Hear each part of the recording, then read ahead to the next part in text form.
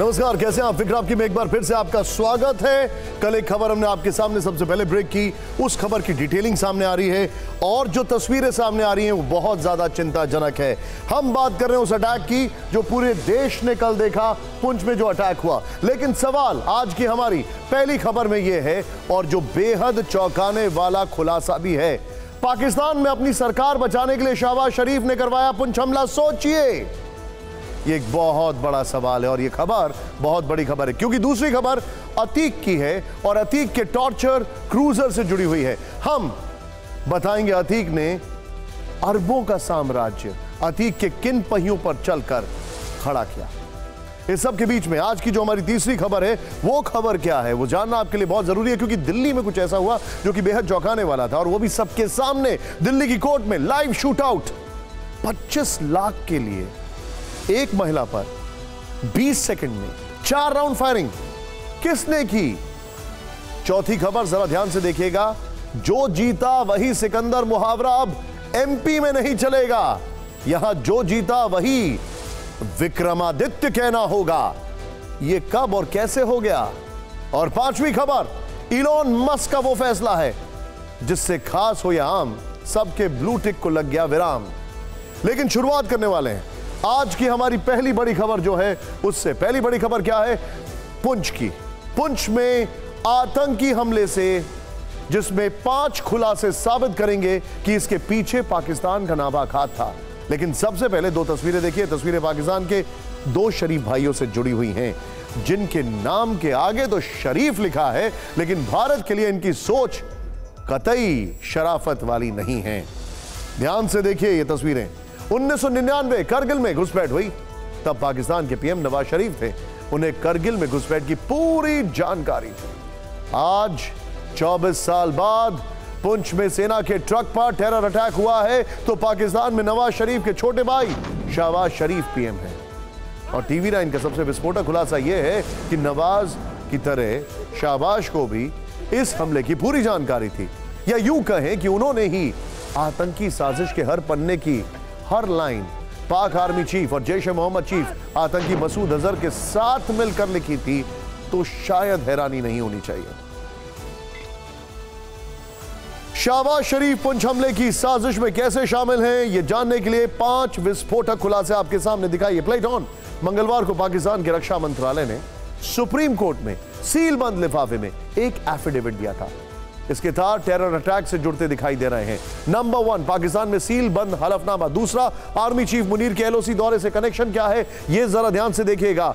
उनके इस दौरे का कनेक्शन भी पुंछ हमले के साथ दिखाई दे रहा है। होल्ड करिए। तीसरा, श्रीनगर में G20 की बैठक से पहले हमला। क्यों? क्योंकि मई में श्रीनगर में G20 की बैठक होने वाली है। इस मीटिंग को लेकर पाकिस्तान की बौखलाहट और प्रोपेगेंडा वाला मकसद पहले से बेनकाब है। जैसे अरुणाचल में चाइना बहुत ज्यादा उतावला हो रहा था G20 की बैठक से पहले। फिर बिलावल भुट्टो के भारत दौरे से पहले अटैक। होल्ड करिए। मई के पहले हफ्ते में पाकिस्तान के विदेश मंत्री बिलावल भुट्टो भारत में होने वाले SCO मीटिंग में हिस्सा लेकिन होल्ड करिए और जरा ध्यान से देखिए। कल ही उनके भारत दौरे का ऐलान हुआ और इसके ठीक 1.5 घंटे बाद पुंछ में गोलीबारी और ग्रेनेड अटैक होता है। और 5वां खुलासा है पाकिस्तान का K2 प्लान। हम सब जानते हैं क्या है, जिसका संबंध सीधे सीधे देशद्रोही भगोड़े अमृतपाल से जुड़ रहा है। इस साजिश को भी हम डिकोड करेंगे। लेकिन सबसे पहले राष्ट्रीय राइफल्स के ट्रक पर हुए हमले के बाद कैसे 24 घंटे में एक अलग तस्वीर निकलकर सामने आ रही है, इसे देखना जरूरी है क्योंकि इन तस्वीरों में अटैक से लेकर आक्रोश तक, इन्वेस्टिगेशन से लेकर मातम तक कई सवाल पूछे जा रहे हैं। कल दोपहर के 3 बजे जब भारतीय सेना की गाड़ी इसी तरीके से आगे की तरफ बढ़ती है, जीरो विजिबिलिटी थी, बारिश पड़ रही थी, उसी बीच में आतंकियों की तरफ से ग्रेनेड लॉब किया जाता है। सानू बहुत मान है अपने बच्चे से।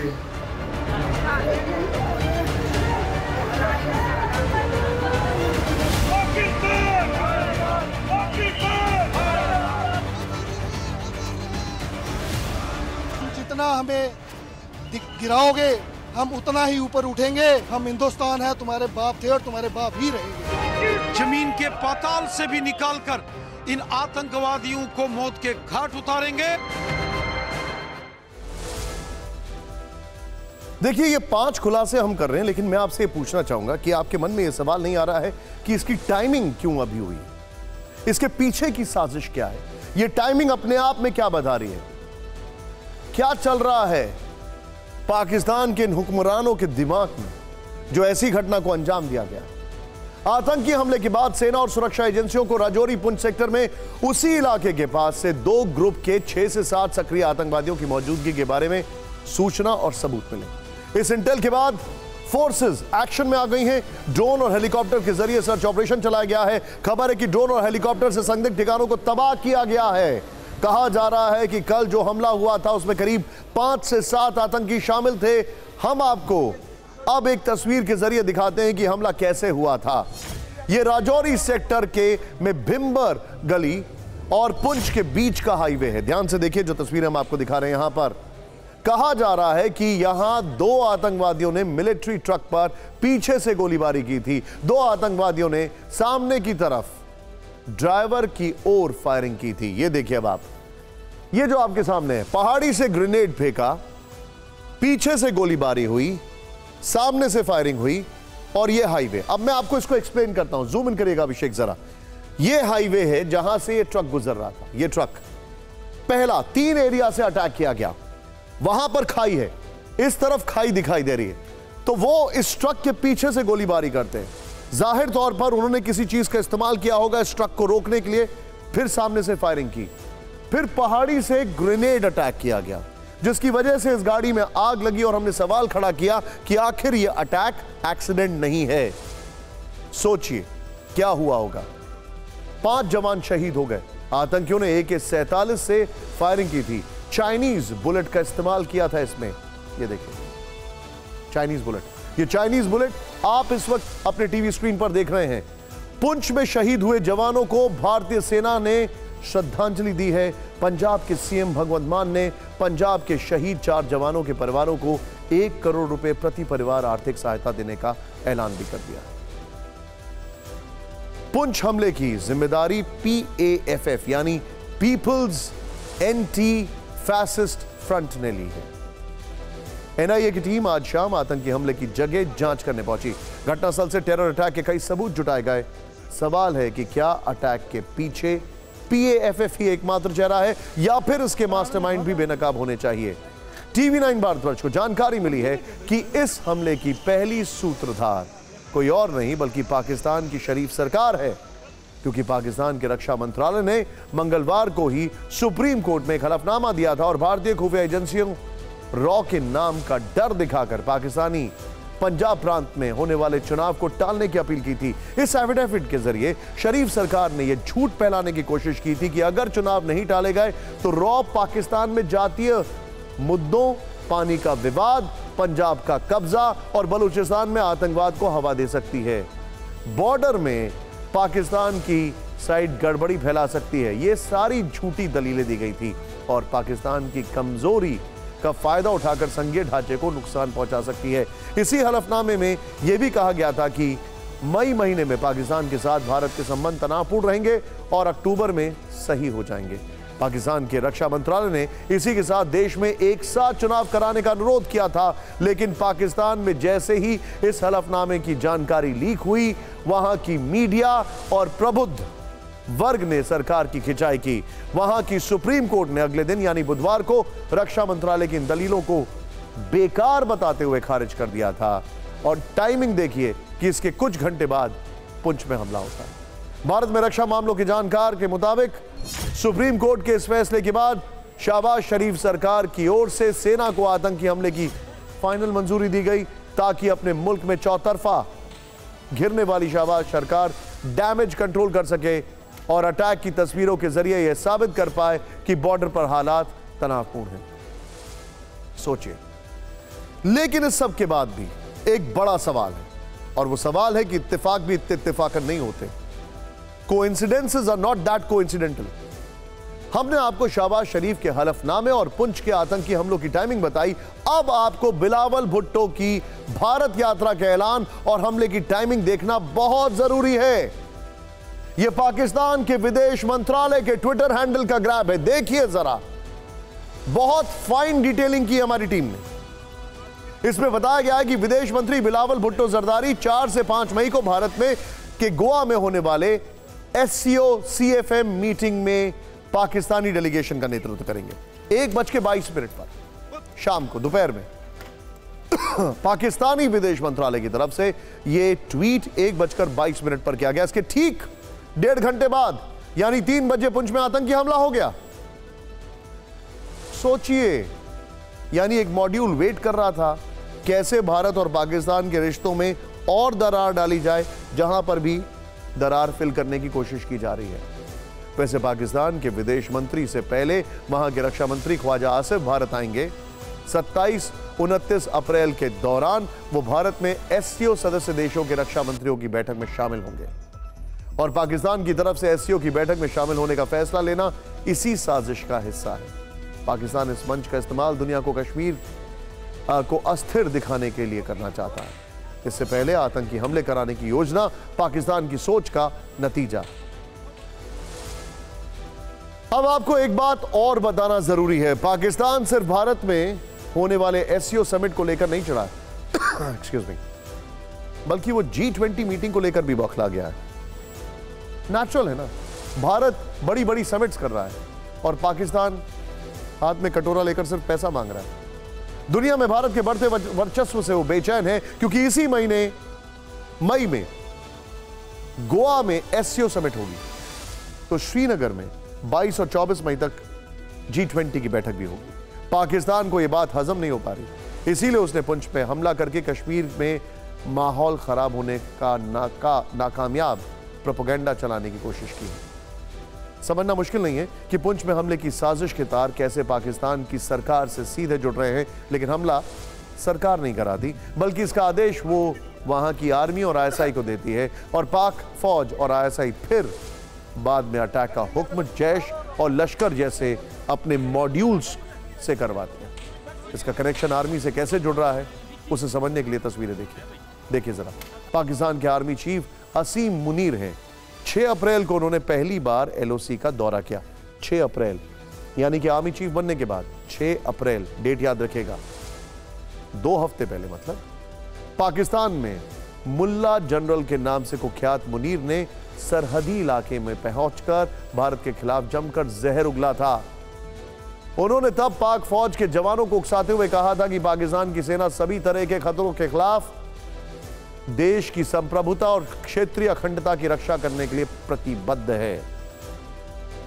मुनीर ने तब कश्मीर पर भारत के खिलाफ अवैध कब्जा करने का आरोप लगाते हुए संयुक्त राष्ट्र के प्रस्ताव वाला नागा लापा था। हमारे पास सूत्रों से जानकारी है कि यहीं से मुनीर ने भारत के कश्मीर में बड़े हमले का हुक्म जारी किया। मुनीर ने हमला कराने की जिम्मेदारी कर्नल सुल्तान को दी थी और जम्मू कश्मीर में फिर से आतंक को मजबूत करने को कहा था। खास बात यह है कि असीम मुनीर पुलवामा हमले के वक्त पाकिस्तान ISI के चीफ थे और गुरुवार को हुआ हमला भी कुछ पुलवामा की तर्ज पर ही था। पुंछ अटैक के पीछे पाकिस्तान का K2 प्लान भी है। पाकिस्तान की ISI का अब मोहरा है अमृतपाल। ISI ने अमृतपाल के बहाने पंजाब का माहौल खराब करने की साजिश रची थी।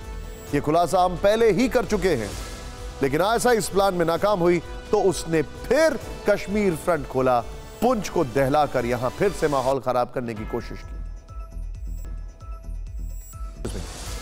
पाकिस्तानी आतंक के बाद बात अतीक के आतंकी करते हैं। अतीक की लैंड क्रूजर जो टकराया उसे मिटाया।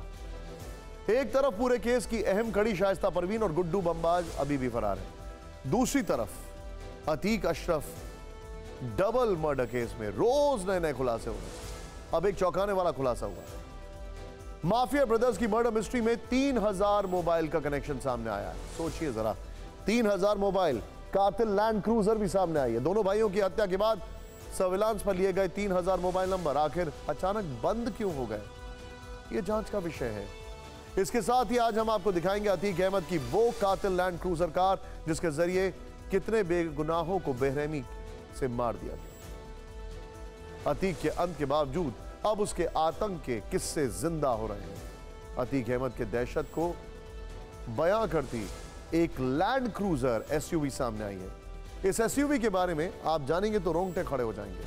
अतीक के काफिले में कई बार यह गाड़ी देखी गई, हालांकि 2019 में उसके जेल जाने के बाद से इसका इस्तेमाल नहीं हुआ, लेकिन इस कार का इतिहास खौफनाक रहा।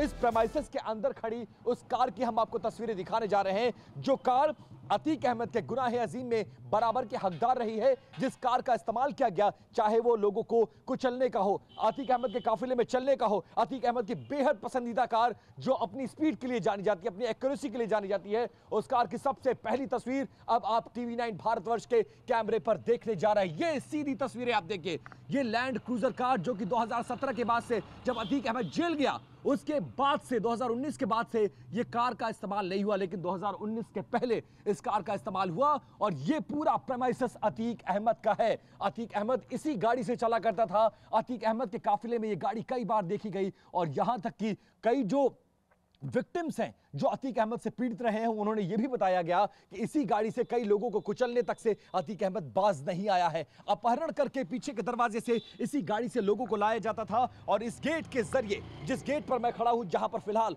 आपको ताला लटका हुआ नजर आएगा, यह ताला आप देख सकते हैं, इसी गेट से यह गाड़ी दाखिल होती थी और अंदर जाकर पार्क हो जाती थी और इसके बारे में किसी को जानकारी नहीं। अब जब यह पूरा प्रेमाइसेस पूरी तरह से सरकार ने जब्त कर लिया है तो गाड़ी भी अंदर मौजूद है। सरकार ने इस गाड़ी को भी फिलहाल सीज कर दिया है। निधि, अतीक अहमद की काली कमाई के साम्राज्य में कोई एक दो कार नहीं थी, बल्कि उसके पास लग्जरी गाड़ियों का पूरा बेड़ा था, जिनमें एक से एक महंगी कारें मौजूद थीं। TV9 भारतवर्ष पर पहली बार अतीक के काफिले की महंगी कारें देख रहे हैं, जिनमें लैंड क्रूजर के साथ साथ मर्सिडीज और BMW जैसी कारें शामिल हैं। लेकिन आज TV9 भारतवर्ष पहली बार अतीक की कारों पर बड़ा खुलासा करने जा रहा है। खुलासा यह है कि अतीक अपनी लग्जरी गाड़ियों में फर्जी नंबर प्लेट के साथ चलता था। आज हम एक एक खुलासा आपके सामने उसकी गाड़ियों के फर्जी नंबर की पूरी पड़ताल के साथ करेंगे। सबसे पहले आपके सामने अतीक की लग्जरी गाड़ियों में एक मर्सिडीज की पड़ताल करेंगे, जिसका नंबर है HR76BX9955। इसका कोई रिकॉर्ड नहीं है, यह फर्जी नंबर प्लेट है। जब हमने इस नंबर प्लेट को के रिकॉर्ड की आरटीओ से पड़ताल की तो इस नंबर की गाड़ी का कोई रिकॉर्ड ही नहीं है, यानी यह नंबर फर्जी है। इसके बाद हमने उसकी जो बीमर है, BMW जिसे कहते हैं, उसका रिकॉर्ड खंगालने की कोशिश की। इसका नंबर देखिए, DL2F FN0093, लेकिन रिकॉर्ड में इसका जो ओनर है वो अतीक अहमद नहीं बल्कि कोई और था। हमने ऊपर आपको लैंड क्रूजर पर जो रिपोर्ट दिखाई थी, हमने उस लैंड क्रूजर कार के नंबर की भी पड़ताल की। लैंड क्रूजर का नंबर है DL4CAN1110। अब यहां पर आरटीओ के रिकॉर्ड में इस नंबर की भी कोई गाड़ी नहीं है, यानी यह भी फर्जी है। TV9 भारतवर्ष के हाथ वो डाटा लगा है जिसमें माफिया अतीक अहमद ने सन 1995 में नीलामी में खरीदी गई जीप की गाड़ी से चलने का सफर जो है वो शुरू किया था और धीरे धीरे जैसे ही वो अपराध जगत में बढ़ता चला गया, उसके पास करोड़ों की गाड़ियां जो हैं वो आ गई। तो इससे साफ जाहिर होता है कि माफिया ने जिस तरीके से सन 1995 में नीलामी में खरीदी गई जीप से गाड़ी का सफर तय किया और उसके बाद उसने इतनी गाड़ियां लाइन लगा दी करोड़ों की कि उसको बयां कर पाना बड़ा मुश्किल है। तो इससे साफ जाहिर होता है कि अतीक के पास एक नहीं कई लग्जरी गाड़ियां मौजूद हैं इस समय। सबसे बड़ा खुलासा यह है कि अतीक अहमद के पास जो गाड़ियां इस समय मौजूदा समय में मौजूद हैं वो कई नंबर प्लेट्स उसमें फर्जी भी लगे हुए हैं, क्योंकि जब TV9 भारतवर्ष ने आरटीओ पहुंचकर वहां पर उसका डाटा खंगाला तो दो गाड़ियां यानी कि मर्सिडीज और लैंड क्रूजर ऐसी गाड़ियां मिली जिनके जो रिकॉर्ड हैं वो आरटीओ विभाग में नहीं शो कर रहे हैं, यानी कि वो नंबर तक फर्जी हैं। तो ऐसे में कहा जा सकता है कि माफिया, इतना बड़ा माफिया, वो भी फर्जी नंबर प्लेट लगाकर चल रहा था, वो भी लग्जरी गाड़ियों से। और लगभग इस 30 साल के सफर से, यानी कि उसने जीप से सफर तय किया और लगभग 30 सालों में उसने करोड़ों की गाड़ियां जो हैं वो अर्जित कर ली, यानी कि संपत्ति ही नहीं करोड़ों की गाड़ियां भी अर्जित कर ली। अब सवाल यही है कि अतीक की इतनी महंगी जो गाड़ियां हैं वो आखिर कहां हैं। अतीक का शूटआउट पुलिस कस्टडी में हुआ तो कानून के राज पर सवाल उठा, लेकिन चेंज करिए इसको जरा। कोर्ट में 20 सेकंड तक टेरर, हैरान करने वाली तस्वीर आती है। देश ने हफ्ते भर बाद फिर अदालत की चारदीवारी के भीतर एक गोलीकांड देखा। साकेत कोर्ट में दिन दहाड़े गोलियां चलती हैं। यह है वो महिला जिसके ऊपर गोली चलाई गई। ये चीखती रही, चिल्लाती रही, लेकिन वहां पर लोग सिर्फ देखते रहे। आधे मिनट के अंदर 4 राउंड फायरिंग होती है। फायरिंग का लाइव वीडियो सामने आता है। हमलावर के निशाने पर एक महिला थी। महिला को 3 गोलियां लगी। वीडियो देखिए बाप। ये महिला चिल्ला रही है, वहां पर गोलियां चल रही हैं और आसपास देखिए कितने लोग मौजूद हैं। कोई कुछ कर रहा है। एक साहब फोन पर लगे हुए हैं। गोली मारकर वो आदमी अंदर भाग जाता है। वहां से लोग आ रहे हैं, कोई रोकता नहीं है।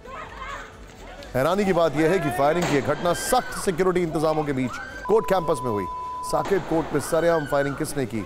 हमलावर का मकसद क्या था? इस मामले में दिल्ली पुलिस क्या कह रही है और फायरिंग को लेकर राजनीति क्यों हो रही है, आपको इसके बारे में डिटेल में बताएंगे। लेकिन सबसे पहले आपको कोर्ट परिसर में लाइव फायरिंग की पूरी घटना के बारे में बताएंगे। ये तस्वीरें आपको कुछ हद तक विचलित कर सकती हैं। सुबह 10:30 बजे का समय था। दिल्ली की साकेत कोर्ट में वकीलों और लोगों की आवाजाही चल रही थी। अचानक लॉयर्स ब्लॉक के पास फायरिंग की आवाज से हड़कंप मच गया। आपको पहली गोली चलने से 4 सेकंड पीछे लेकर चलते हैं। तस्वीर के पहले फ्रेम में एक महिला और वकील की ड्रेस पहने हमलावर एक दूसरे से झगड़ते दिख रहे हैं। ठीक 4 सेकंड बाद काला कोट पहने हमलावर ने महिला पर गोली चला दी। महिला की चीख कोर्ट परिसर में गूंजने लगी। अफरा तफरी मच गई। महिला जान बचाने के लिए सीढ़ियां चढ़ते हुए कोर्ट के अंदर जाने की कोशिश करने लगी, लेकिन हमलावर ने पीछा नहीं छोड़ा। चीख पुकार और अफरा तफरी के बीच 4 सेकंड बाद हमलावर ने महिला पर बिल्कुल करीब से दूसरा फायर किया। महिला बदहवासी में सीढ़ियों से नीचे की तरफ भागी। दूसरी गोली फायर करने के ठीक 8 सेकंड बाद हमलावर ने निशाना साधते हुए तीसरी गोली दागी। एक बात सुनने में बड़ी घसी पिटी लगे आपको, लेकिन वो तो गुनहगार है ही जिसने गोली चलाई। वो भी गुनहगार है जो वहां पर सिर्फ देख रहे थे। इतनी भीड़ एक इंसान को ओवरपावर कर सकती है अगर वो ठान ले तो। महिला और हमलावर के बीच बहस और 3 गोलियां चलने में करीब 20 से 22 सेकंड का वक्त लगा। लेकिन इस दौरान वहां मौजूद लोगों ने ना तो महिला को बचाने की कोशिश की, ना ही हमलावर को पकड़ने की हिम्मत दिखाई। और देखिए कैसे एक सीढ़ी और एक पिलर के पास से घूमता हुआ वो आता है। लोग आसपास दिखाई दे रहे हैं, किसी को कोई मतलब नहीं। वो कहते हैं ना पंजाबी में, सानू की कोई हाल है यहां पर, तब तक जब तक खुद पर ना बीते। हैरानी की बात यह भी है कि हमलावर गोलियां दागता रहा लेकिन इस दौरान कोई पुलिस वाला नहीं दिखाई दिया। सवाल यह है कि कोर्ट में सख्त सिक्योरिटी रहती है, पुलिस वाले की तैनाती रहती है, पीसीआर वैन होती है, मेटल डिटेक्टर होते हैं। ऐसे में हमलावर गोलियों से भरा हथियार लेकर कोर्ट कैंपस में कैसे पहुंच जाता है? अब फायरिंग के बाद दिल्ली पुलिस मामले की जांच में लगी है। पुलिस के मुताबिक हमलावर ने महिला को 3 गोलियां मारी। 2 गोली महिला के पेट में और 1 गोली उसके हाथ में लगी। हमलावर कमलेश्वर सिंह को पुलिस ने अरेस्ट कर लिया है फाइनली। हालांकि वो वहां से भागने में कामयाब हुआ था। कामेश्वर एक निलंबित, कामेश्वर नाम है उसका, कामेश्वर एक निलंबित वकील है। उसे बार काउंसिल ने एक मामले में सस्पेंड कर रखा है। अब सवाल यह है कि आरोपी कामेश्वर सिंह ने महिला पर गोलियां क्यों चलाई? शुरुआती जांच में पता चला है कि आरोपी और महिला के बीच पैसों के लेन देन को लेकर विवाद चला। महिला ने आरोपी से चीटिंग की थी, पैसे डबल करने का झांसा दिया था। आरोपी की शिकायत के बाद पिछले साल दिसंबर में महिला को गिरफ्तार किया गया था। महिला को हाई कोर्ट ने शर्तों के साथ अंतरिम जमानत दी थी। कोर्ट ने कहा था कि महिला और हमलावर मध्यस्थता से विवाद सुलझाने और महिला पैसे लौटाएगी। आज महिला और हमलावर मध्यस्थता के लिए ही कोर्ट आए थे, लेकिन दोनों में बहस हो गई और आरोपी ने फायरिंग कर दी। लेकिन मध्यस्थता के लिए कोई रिवॉल्वर लेकर आता है, यह भी सोचने वाली बात है। दिल्ली में लॉ एंड ऑर्डर का मामला केंद्र सरकार के दायरे में आया तो आम आदमी पार्टी ने तुरंत फायरिंग को मुद्दा बना दिया। दिल्ली के मुख्यमंत्री अरविंद केजरीवाल ने फायरिंग का वीडियो ट्वीट करके दिल्ली के लेफ्टिनेंट गवर्नर से सवाल पूछ लिया। अरविंद केजरीवाल ने पहले ट्वीट में फायरिंग का वीडियो शेयर करते हुए लिखा, एलजी साहब, ये हमारी दिल्ली में क्या हो रहा है? दूसरे ट्वीट में केजरीवाल ने लिखा, दिल्ली में कानून व्यवस्था पूरी तरह से चरमरा गई है। दूसरों के कामों में अड़चन डालने और हर बात पर गंदी राजनीति करने की बजाय सबको अपने अपने काम पर ध्यान देना चाहिए और अगर नहीं संभलता तो इस्तीफा दे देना चाहिए ताकि कोई और कर ले। लोगों की सुरक्षा राम भरोसे नहीं छोड़ी जा सकती। इस सब के बीच में एक और कंट्रोवर्सी जिसकी ओर हम बढ़ रहे हैं, एक दिल्ली की पॉलिटिकल कंट्रोवर्सी है और अब एक और कंट्रोवर्सी। ध्यान से देखिएगा। अब मैं आपको जो खबर बताने जा रहा हूं उसका वास्ता बच्चों से है, लेकिन इस खबर की डिटेल बताऊं उससे पहले आपसे एक सवाल पूछता हूं। सवाल यह है कि बच्चे स्कूल क्यों जाते हैं? सवाल सुनने में बड़ा अजीब लगेगा, लेकिन जवाब बहुत सीधा सा है, पढ़ने के लिए। लेकिन अगर बच्चे स्कूल के अंदर क्लास में धार्मिक नारे लगाने की जिद करने लगे तो सोचिए क्या होगा। दिल्ली के एक स्कूल में यही हुआ है। क्लास के अंदर जय श्री राम का नारा लगाने को लेकर बड़ी कंट्रोवर्सी हो गई। मामला लक्ष्मीनगर के बाल भवन पब्लिक स्कूल का है। 10वीं में पढ़ने वाले एक छात्र ने क्लास में जय श्री राम का नारा लगाया, जिसके बाद कुछ और छात्रों ने भी जय श्री राम के नारे लगाए। क्लास के अंदर धार्मिक नारेबाजी को स्कूल एडमिनिस्ट्रेशन ने इनडिसिप्लिन माना और छात्रों के पेरेंट्स को नोटिस भेज दिया। मामले की हकीकत क्या है, सच क्या है, यह जानने के लिए टीवी 9 भारतवर्ष संवाददाता शालिनी वाजपेयी ने जय श्री राम के नारे लगाने वाले छात्र से बातचीत की। स्टूडेंट ने हमारी संवाददाता को बताया था कि पहले उसने क्लास में जय श्री राम का नारा लगाया, जिसके बाद कुछ और बच्चों ने भी नारे लगाए, जिससे टीचर नाराज हो गए और सभी बच्चों को क्लास से बाहर कर दिया। छात्र के पिता का कहना है कि स्कूल ने जय श्री राम का नारा लगाने पर बच्चे को रेस्टिकेट करने और स्कूल से निकालने की धमकी दी। आपके बच्चे ने जय श्री राम के नारे लगाए हैं और ये जो कि स्कूल में अलाउड नहीं है। जय श्री राम का नाम लेना इतना बड़ा घिनौना काम तो है नहीं कि जो हम राम का नाम भी नहीं ले सकते। छोटे बच्चे हैं, नारा ही तो लगाया, कोई इतना बड़ा गुनाह तो किया नहीं है। मामला सेंसिटिव है। टीवी 9 भारतवर्ष ने बाल भवन पब्लिक स्कूल का पक्ष जानने की भी कोशिश की, लेकिन प्रिंसिपल ने टीवी पर बोलने से मना कर दिया। हालांकि कल क्लास में क्या हुआ था इसके बारे में उन्होंने हमारी संवाददाता शालिनी वाजपेयी को पूरी जानकारी दी। कल की घटना है। 10th क्लास के पहले पीरियड में एक छात्र है, उसने जय श्री राम का नारा लगाया, उसके साथ बाकी भी छात्र नारा लगाने लगे। प्रिंसिपल का इस पर कहना है, हमने जब प्रिंसिपल से बातचीत करने की कोशिश की तो उन्होंने कैमरे पर तो बात नहीं की, लेकिन उन्होंने बिना कैमरे के हमको बताया है कि कल जो घटना हुई थी, बच्चे क्लास में शोर शराबा कर रहे थे, इसलिए हमने सारे पेरेंट्स को बुलाया और उन सभी से कहा है कि बच्चे इनडिसिप्लिन क्रिएट कर रहे थे और दोबारा ऐसा न करें, इस तरह सुनिश्चित करें।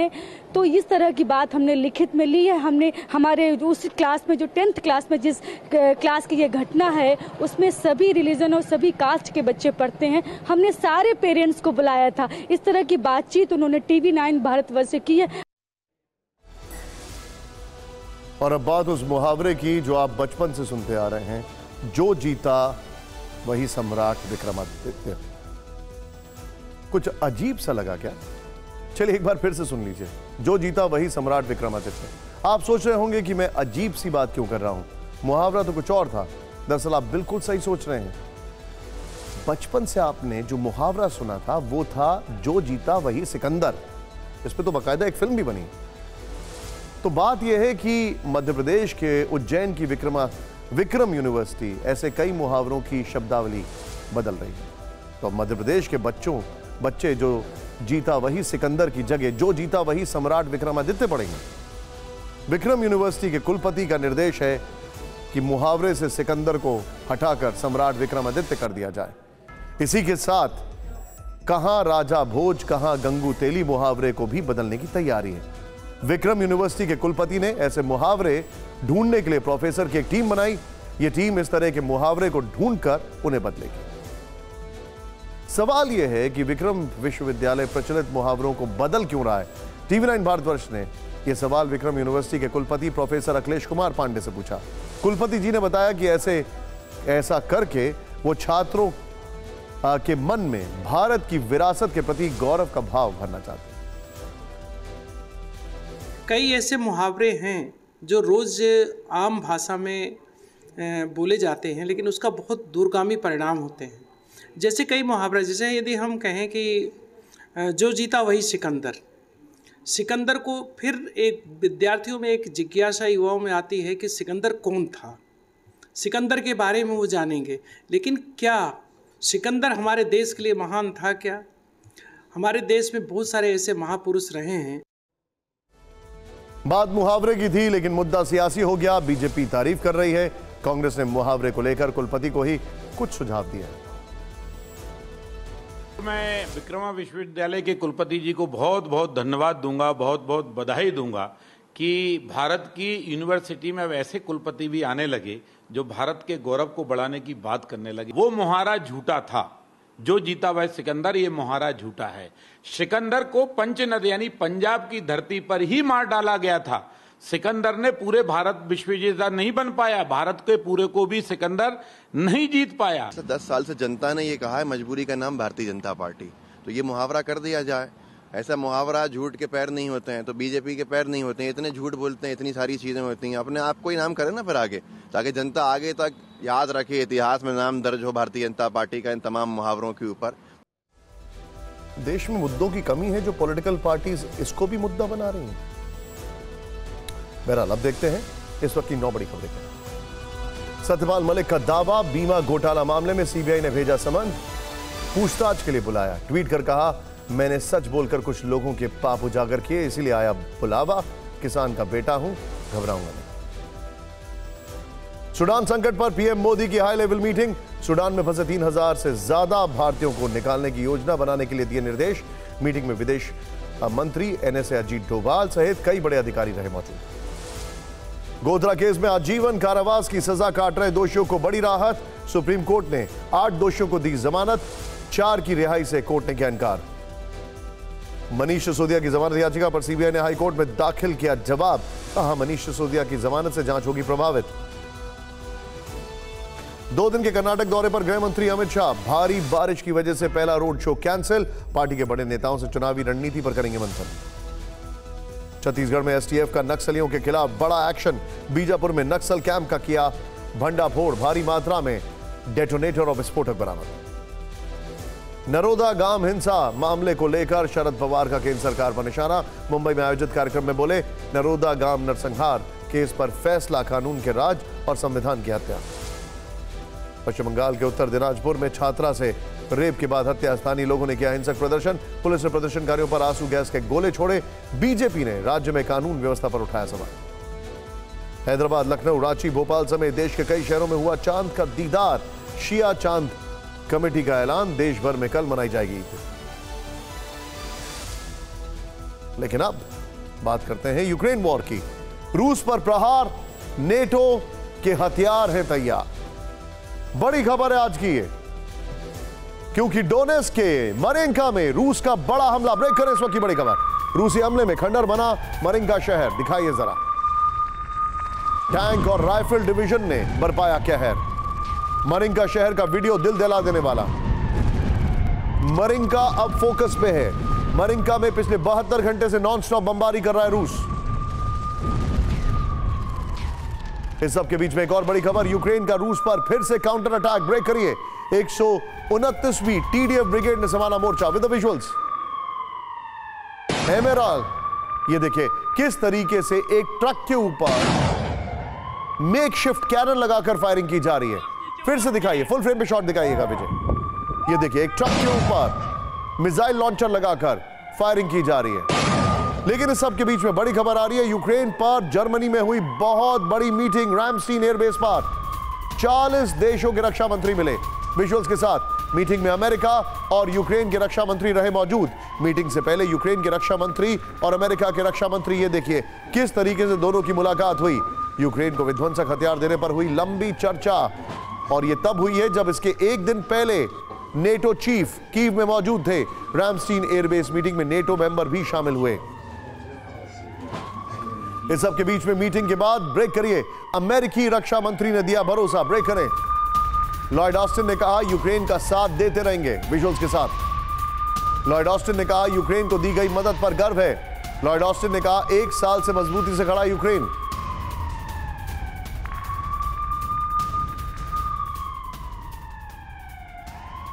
इस सब के बीच में बड़ी खबर, रामस्टीन मीटिंग के बाद नेटो चीफ ने दिया भरोसा, ब्रेक करें, यूक्रेन को लंबे समय तक मदद करता रहेगा NATO. With the visuals, Ukraine को लगातार हथियार की सप्लाई करेगा नेटो।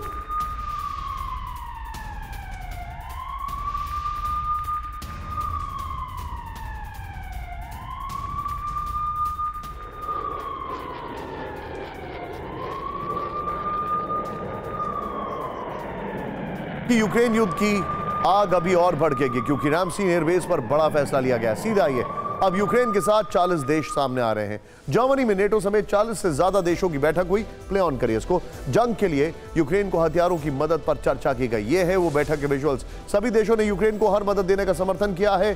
जंग जीतने के तक यूक्रेनी सेना की मांग पूरी होगी। लॉयड ऑस्टिन ने यह भी कहा यूक्रेन को लगातार हथियार देता रहेगा नेटो। स्टोल्टनबर्ग ने कहा रूस पर काउंटर अटैक के लिए हथियार मांग रहा है यूक्रेन।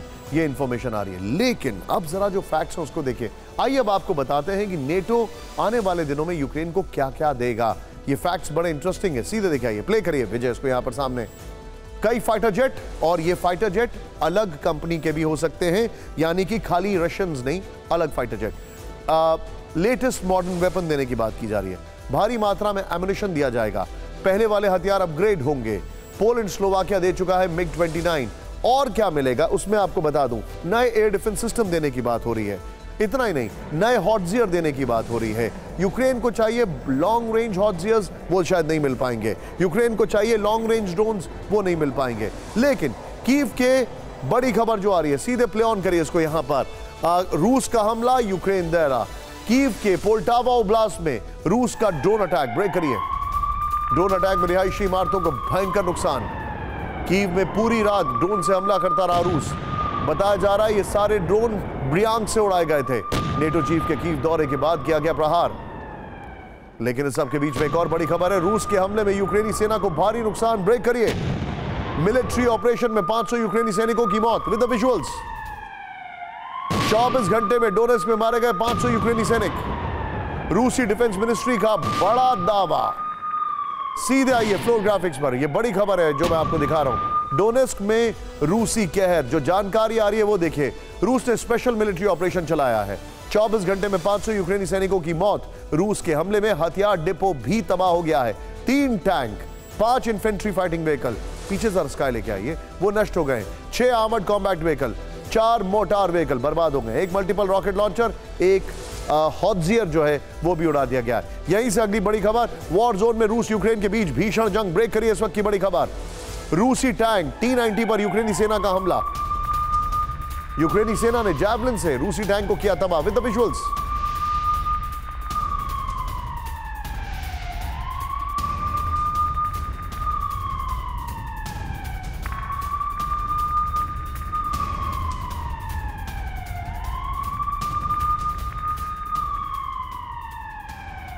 अगली खबर की ओर रुख करते हैं। यूक्रेन वॉर के बीच अमेरिका और चीन की तनातनी बढ़ गई है। खबर है यहां पर देखिए अब आप,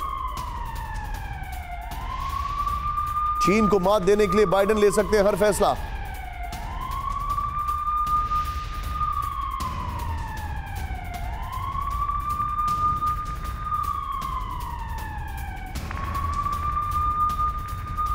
बाइडेन अमेरिकी इकोनॉमी को नुकसान पहुंचाने को भी तैयार। अमेरिकी वित्त मंत्री जैनेट येलेन के दावे पर चीन हैरान है। इस सब के बीच में एक और बड़ी खबर, सीधे आइए। अमेरिका को जवाब देने के लिए चीन की बड़ी तैयारी, ब्रेक करें। अमेरिकी क्लासिफाइड डॉक्यूमेंट्स में खुलासा, चीन विनाशक साइबर वेपन बना रहा है। चीन सैटेलाइट को ही सीज कर देगा। जंग के दौरान सर्विलांस सिस्टम को सीज कर देगा। चीन का खतरनाक साइबर वेपन दिखाइए जरा, जो मैं आपको जानकारी दिखा रहा हूं। युद्ध में विरोधी देशों के सैटेलाइट को हाईजैक कर लेगा, यह जानकारी आ रही है। नीचे प्लीज जरा बाइडेन वाली ब्रेकिंग दिखाइए। चीन विरोधी देश के वॉर इंफॉर्मेशन को कंट्रोल कर लेगा। चीन सैटेलाइट को मिलने वाले सिग्नल रोक देगा। दुश्मन देश के सैटेलाइट पूरी तरह से नाकाम हो जाएंगे, जाम हो जाएंगे। इस वक्त एक और बड़ी खबर आ रही है। एक तरफ चीन अमेरिका को टारगेट कर रहा है, तो दूसरी तरफ रूस भी अमेरिका को धमका रहा है। जंग के बीच रूस ने अमेरिका को दी गंभीर चेतावनी, ब्रेक करें विद द विजुअल्स। रूस तानाशाह किम को हथियार देने के लिए तैयार। यूक्रेन को साउथ कोरिया हथियार देने की खबर से नाराज है। सीधे आइए इस खबर के की ग्राफिक्स पर। क्या किम को हथियार देंगे पुतिन? ये सवाल है। अमेरिका और नेटो को रूस की वार्निंग, नॉर्थ कोरिया को हथियार दे सकता है रूस, ये जानकारी आ रही है। नॉर्थ कोरिया को हथियार दे सकता है रूस। फिर यूक्रेन को साउथ कोरियाई हथियार देना बर्दाश्त नहीं होगा। साउथ कोरियाई राष्ट्रपति के बयान से भड़का रूस, साउथ कोरिया ने यूक्रेन को मदद का दिया है भरोसा। इस सब के बीच में बड़ी खबर आ रही है। ऐसा लग रहा है कि अमेरिका से अदावत में रूस हर सीमा पार करने को तैयार है। ध्यान से देखिएगा, सूडान में हथियार पहुंचा रहे हैं वैगनर। बड़ी खबर, सीएनएन की रिपोर्ट में बहुत बड़ा दावा किया गया। With the visuals, paramilitary RSF को कर रहे हैं सपोर्ट।